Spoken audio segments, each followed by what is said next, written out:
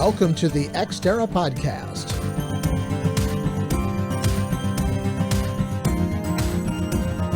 The Ex Terra mission is to explore and discuss the business of space and its effect on the national and global economy, as well as life on Earth.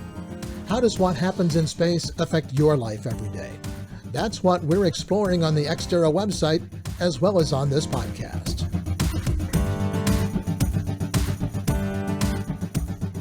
Our guest on the program today is Simon Drake, President and CEO of the Space Commodities Exchange. Simon, thank you for joining us on the Ex Terra Podcast. Thanks for having me. Let's do, first of all, just a brief description of the Space Commodities Exchange. What is it, and why did you establish the company? The founders and I established the company because we saw a need to have a platform in a financial sense and a physical sense to exchange commodities. So we came together with a concrete idea that we had to have we had to design financial products and a physical platforms in order to make a commodities exchange possible.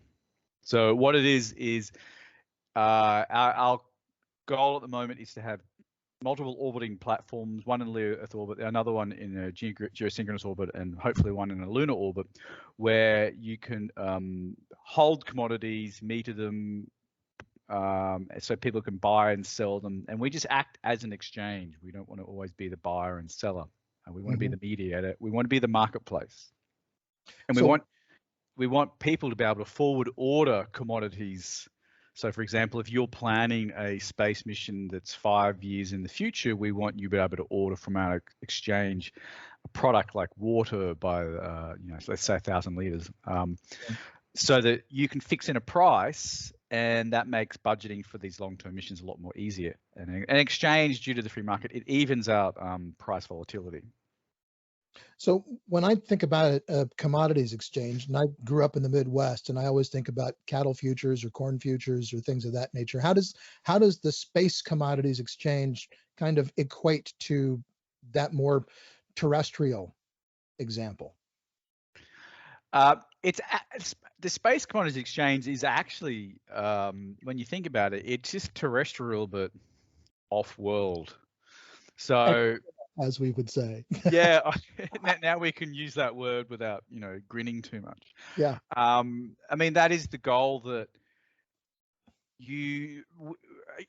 as civilization and industry moves, into low Earth orbit and geosynchronous orbit and further onward and upward, and commerce is there as well. At some point, commerce overtakes government as momentum. And commerce brings with it a whole toolkit of things, and one of them is something like a commodities exchange of forward ordering things. In this case, we look at commodities in the world of propulsion, because one of our founders focuses on that. I personally also look at commodities as like resources. When we can go through the complicated procedure of extracting resources from the lunar surface. At this stage, there's no relative business modeling sense to bring it all the way back to Earth unless it's something like a very precious. So why not take a resource from the lunar surface to an intermediate point, like an orbiting terminal in a geosynchronous orbit, and if that resource can be used for propulsion or life-giving like oxygen, then it becomes tradable. Then people want to be able to book ahead and set a price for it.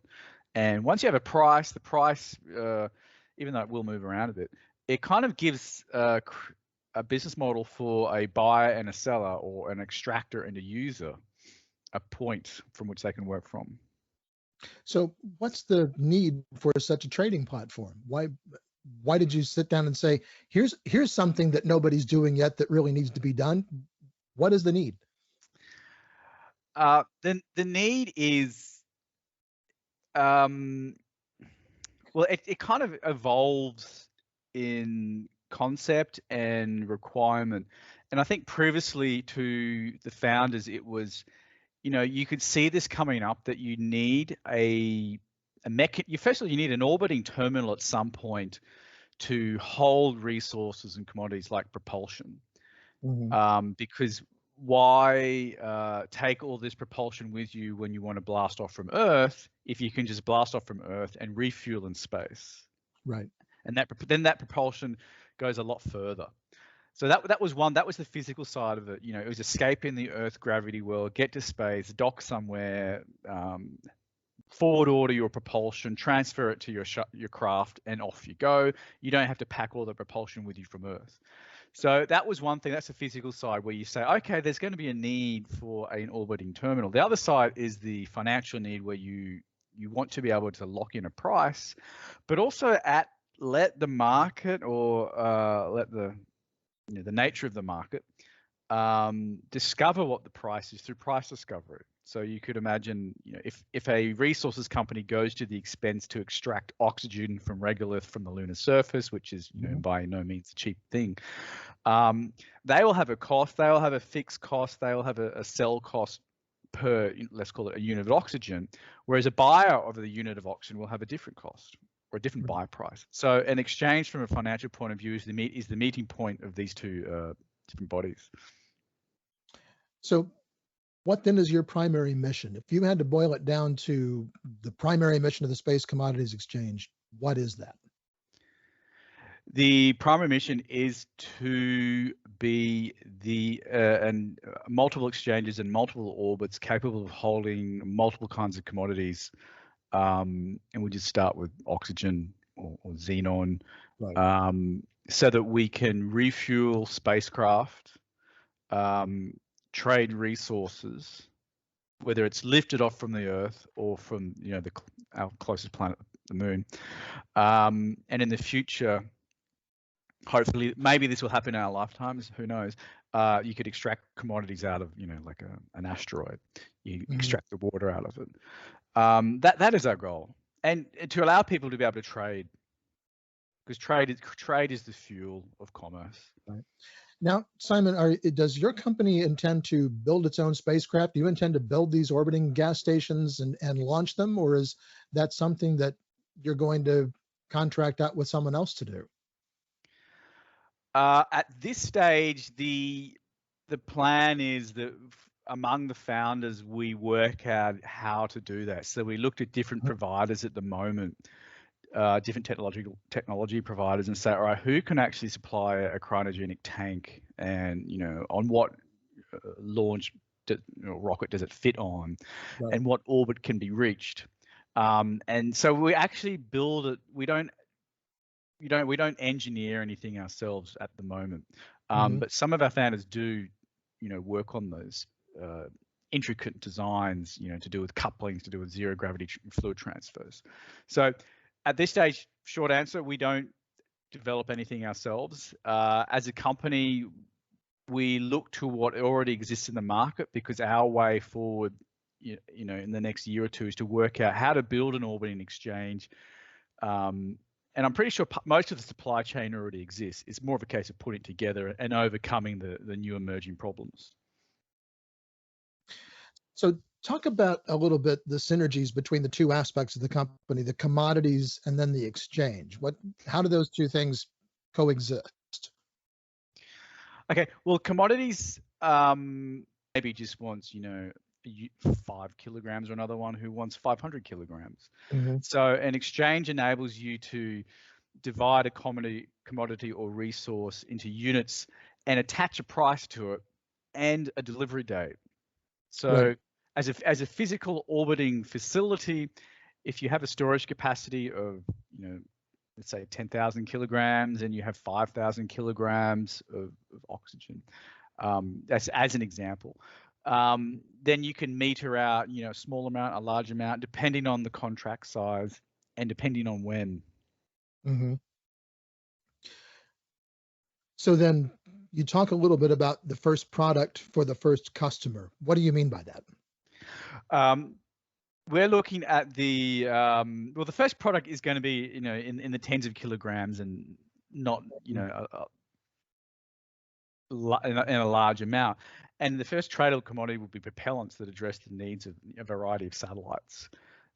Because of confidentiality, we can't really go into it. Right. But the goal with our first product is we know it's small. We know the target market is, addressing either satellites, and it leads into satellite servicing. But for us, the most important thing is it establishes the framework for being able to trade, in this case, commodity / propulsion Mhm. off world. And from that, we can start building up a wider variety range of products. Now, the products, of course, are based on what is actually coming up from Earth at this stage, because that is the supplier. So this is the goal of our first product: is to A, get started, and B, build the framework and continually evolve it as the range of products evolves to meet demand. You're listening to the Ex Terra Podcast. I'm Tom Patton, and we're talking with Simon Drake, President and CEO of the Space Commodities Exchange. Simon, you talked a little bit earlier about different destinations in space. You have low Earth orbit, geostationary Earth orbit, and then lunar orbit. What are some of the challenges involved in each of those destinations, and why do you need three? I think we need three because low Earth orbit, even though it's obviously lower, and you have to expend a lot of energy to maintain that orbit. Mm-hmm.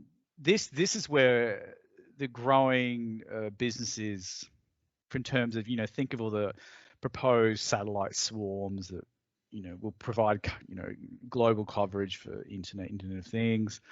So if you add on that global swarm, this satellite servicing layer of technology and satellite refueling, and then you do the same for geosynchronous orbit, where we have a plethora of communication satellites. Mm-hmm. And so an orbiting terminal out there would be beneficial to service satellites that operate in that region. They're already there. They've been there, for decades. Mm-hmm. The third level is, of course, a lunar orbit, whether it's a low lunar orbit or an L1 or L2, that services a commercial function or even an exchange that is able to sell commodities to space agency missions. For example, how I play out one scenario 10, 15 years in the future is you can extract, water off the moon, complicated procedure as it is. You can store it in one of the lunar orbits, and then a space agency on its way to Mars can take some of that water off, and then use it on its way to Mars. That's a long-term, high-level perspective, and that's for me the probably the highest concept I'd push at the moment. So the obvious benefit to that is they wouldn't have to spend the fuel and the money to lift that amount of water that they would need to go all the way to Mars from Earth.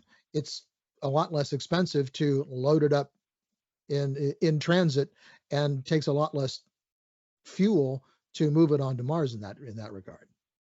That is exactly it at the moment, because if you look at the expenditure of, or the propulsion required to get off Earth into a low Earth orbit and a geosynchronous orbit, it's just a massive amount of energy.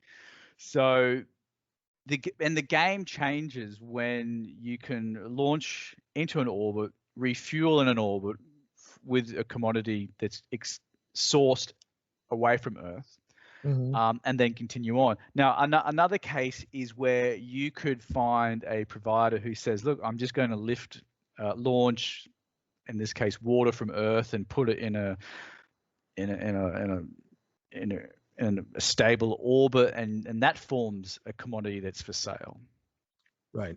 Yeah. So then you could have another craft docking with that, taking on the resource commodity, and onward it goes. And eventually, go ahead.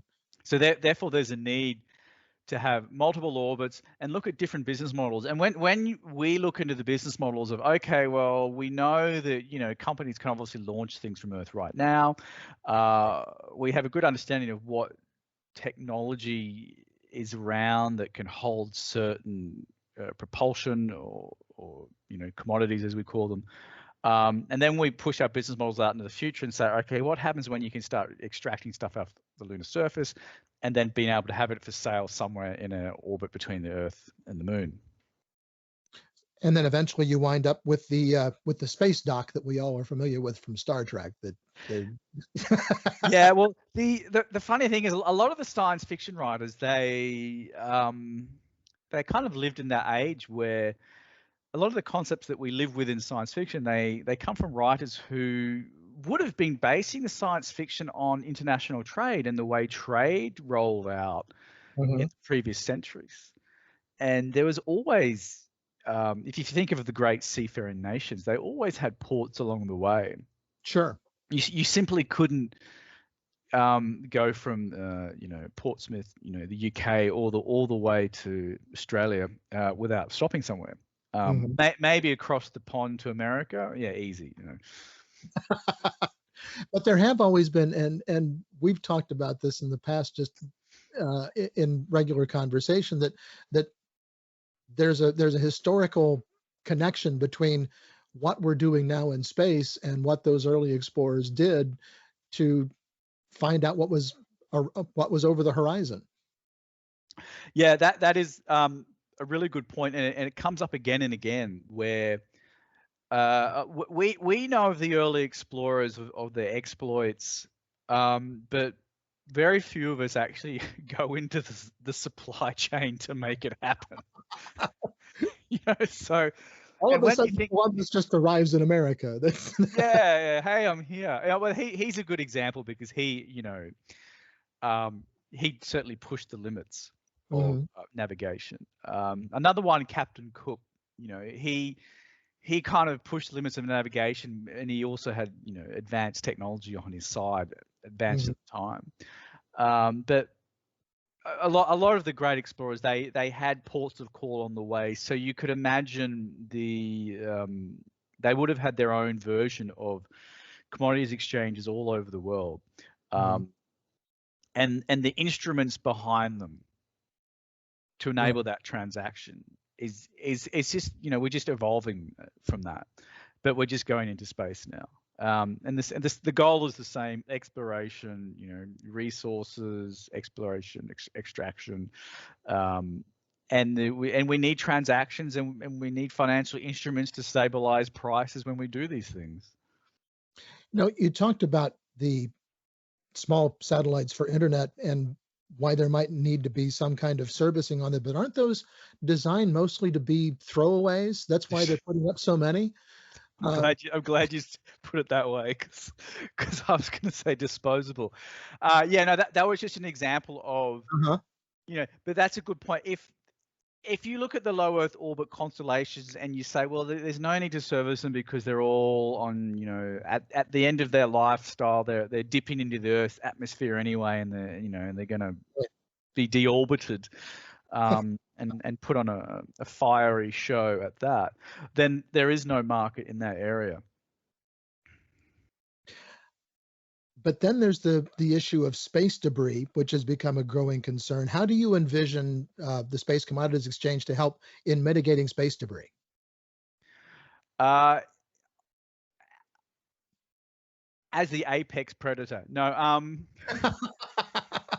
no. If you look at the space debris from a point of new space debris or Hmm. cleaning up space debris, cleaning up space debris is such a wide field. Um, So let's look at new space debris, which means mitigating and avoiding the space debris, which means making sure that satellite spacecraft are refuelable, space tugs are refuelable, so that they can go out, retrieve a dead satellite or a dead spacecraft, put it in a safe orbit, or put it in a declining orbit. Hmm. So for any space debris maneuvers, you need a lot of energy just to move around. So once you can dock, refuel, go out, move a satellite or move a piece of space junk away, dispose of it, then go back, dock, refuel. That way, a Space Commodities Exchange enhances a space debris operation because it prolongs the life from just one expensive mission, which is, I think, is what is capable now, Hmm. to multiple missions and extend the lifespan, right into be able to do 10 retrieval operations rather than one. So you're looking at almost the SpaceX model of being of having that aspect of things be reusable as opposed to go up, service one satellite, and then throw away the spacecraft again. Yeah, well, the SpaceX model of reusable launch vehicles, which is really long overdue, has to extend outward and outward into space, because the lowering of the cost of launch has to extend to the lowering cost of operations, and the only way to do that is return, refuel, reuse. Right. And once we factor that into our business models, then the market becomes a lot more realistic. Things start to align, and you can really see, well, this will work from a business point of view because we have this reusability. It's like you have a fleet of space tugs that can be refueled rather than just one-shot wonders that are expensive exercises that may or may not complete their task. So if you could boil the basic business model for the Space Commodities Exchange down, what would you say that is? It's the trading of commodities, enabling customers to allow a Space Commodities Exchange to hold their commodity and then meter it out so that a commodity can be bought and sold or just on hold for at a later stage. The engineering side of that is of course, a fair bit of it is unknown territory because you're dealing with, massive temperature swings, pressure, the location of the terminal, and how does the terminal scale up to meet demand. So that's our business model, trading commodities. But we have an eye on making a real commodity sale this year, and then scaling up from there and keeping a flow of transactions, because that gives us data points, and these data points are vital in planning business models on how space commerce actually spreads out from low Earth orbit to geosynchronous orbit, then to the lunar surface. So do you anticipate any kind of need for lack of a better term, space traffic control? As you wind up in a situation where there might be multiple spacecraft trying to get in and refuel and get on about their business? That is one of the hot topics at the moment because of space debris, collision avoidance, and the need to know from a geopolitical point of view of who is doing what and where and why. And if you follow that particular sector of what I call the strategic space value chain, it is quite interesting that this element of control, a lot of it is undertaken by the US, which everyone's thankful for. That I think at some stage you might need like an intermediate in there as well to manage that control. That I'm not into the control business, but I'm sure it is something that will become a lot more apparent in the future. When you talk about exchange of commodities, and for things like the Securities and Exchange Commission and things of that nature, there's a lot of regulation that goes into the way commodities are traded on Earth. Are you running into, or are you anticipating additional regulations, or do you think it will be covered under existing terrestrial regulations? How do you see the system being regulated? The best way to deal with it is to fit in with the existing regulation. And that is to look at the existing exchanges and what it takes to list a product, and it basically slide in with that. Because the moment you start adding on existing layers of regulation, then the business of trade, kind of grinds to a snail's pace, if not a halt. So our current goal is to look at existing exchange platforms, existing regulation, fit in with that. But of course, when you're dealing with let's say a commodity in space that in order for it to be delivered, it becomes its own spacecraft, then you're dealing with a different set of laws. But the actual transaction, the trade, we look to existing regulatory frameworks. Do you see that as being controlled by the country that the purchaser or seller is resides in or is incorporated in? Because space law, as you well know, is a wide open, almost Wild West field. Nobody really has a good handle on who's going to have the jurisdiction. Yeah, that is definitely one way to look at it. Another way to look at it is if you look at the current laws on a nation responsible for a launch is still responsible for that object, in space. So I'm pretty sure what will follow is an extension of that. That if an exchange is launched from the US, then it's pretty much a US regulated situation. Now, when you have a cross-country transfer in orbit, that could be the moment where the lawyers come out to interpret the laws in their own different ways. As you know, as a CEO of a emerging space startup, I try not to get too entangled with the what ifs on the regulation front, because we don't know what laws will be enacted in 5 or 10 years that impact our business model. All I know is that our job is to build a business, build a framework, and have an input on the laws that need to be amended and updated to make the marketplace a lot more competitive and less restrictive. And is that what you anticipated doing, was lobbying when you got into being a CEO of a space startup? No, I didn't, I don't yet have a lobbyist on my CV, and I don't know if that will ever come to me. But I do think at some point you will need the commercial side of the space industry, and I'm talking about the new emerging space industry. The commercial side, including all the startups who are making different kinds of CubeSats or different space debris mitigation spacecraft or anything like that, or even the companies that are want to put rovers on the surface of the moon. I think there will have to be some group persuasiveness applied on the global community to say, look, space is empty and it's our new playing field. So we need a bit of elbow room to work in this area, and we don't need the restrictions. And I mean, half the idea of going to space is because you do avoid restrictions that you have on Earth. So as best you can, Simon, gaze into your crystal ball and tell me where you see space commodities in 5 or 10 years.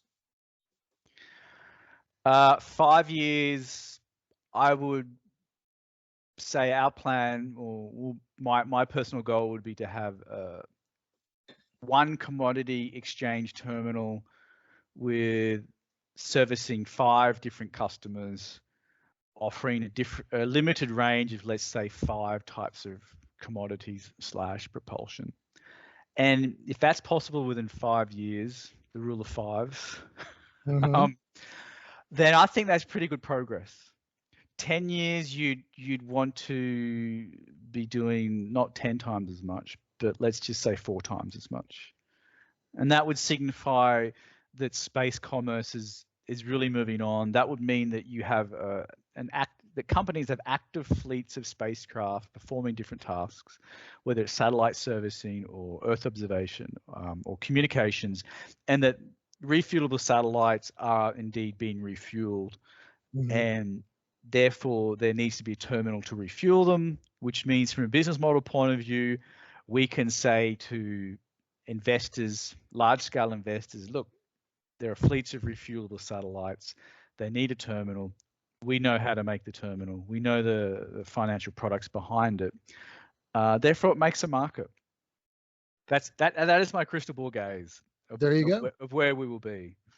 Simon Drake is President and CEO of the Space Commodities Exchange. Simon, thank you very much for joining us on this edition of the Ex Terra Podcast. Thanks, Tom. It's been a pleasure.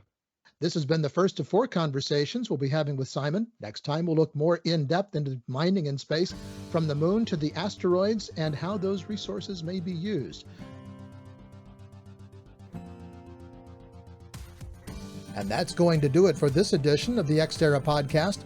Find us on the web at xterrajsc.com. And be sure to connect with us on LinkedIn and follow us on Twitter at xterrajsc. Until next time, I'm Tom Patton. Thanks for listening.